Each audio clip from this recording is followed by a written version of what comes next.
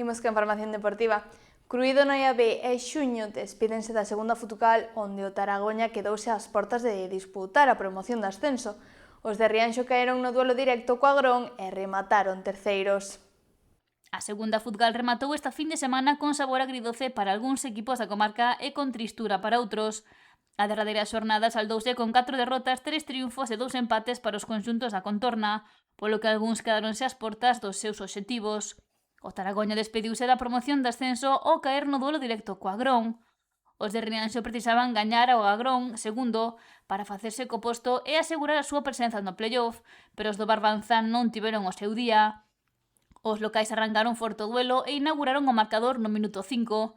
Antes de cumprirse a media hora de xogo, o Agrón xa mandaba por 2-0 e no 31 ampliou a súa vantaxe ata o 3-0, resultado co que se chegou ao descanso.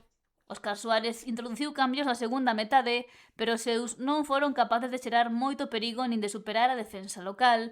O seu único tanto chegou no 81, obra de Alberto Collazo, insuficiente para sacar algo positivo do capelo e coarse na promoción. O Taragoña finalizou terceiro logo de sumar 55 puntos cun balance de 18 vitorias, un empate e 11 derrotas.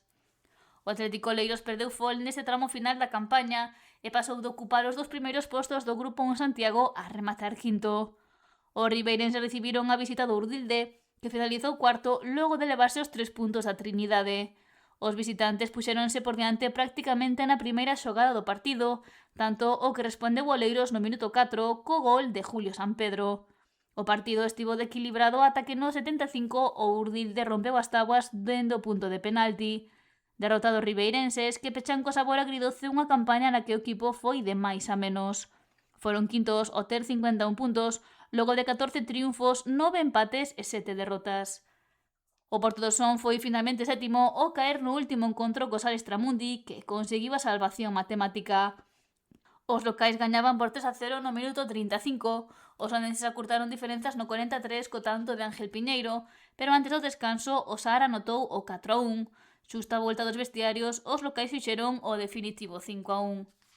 O Lesende rematou oitavo empatado a puntos co Porto do Son, logo de caer por 3-1 co Milladoiro.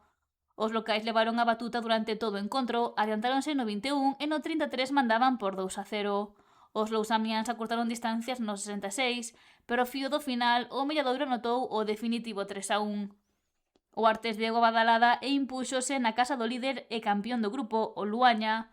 Os artistas adiantáronse no 16 co gol de Damián Sampedro dendo punto de penalti, pero os locais igualaron no 18. O Arte seguiu intentando ata que no 43 o Ubella adiantou de novo os verdes, que marcaron novamente no 62, obra de Daniel Sobrido, e no 75, gol de penalti de Brais Santos. Con este triunfo, o Artes finalizou 10º. 12º foi o Sporting Lampón tras impoñerse o Victoria Fútbol Club. Os boirenses abriron a lata no 43 co tanto de José Triñanes, pero os visitantes igualaron no 65. 10 minutos despois, Rubén Fernández desequilibrou a balanza para o Lampón, que rematou con 32 puntos. Un posto por debaixo quedou o Xuventú Aguiño, que empatou no derbi comarcal desta última xornada co Cruído no IAB, condenando o filial nollés ao descenso tras a vitoria do SAR.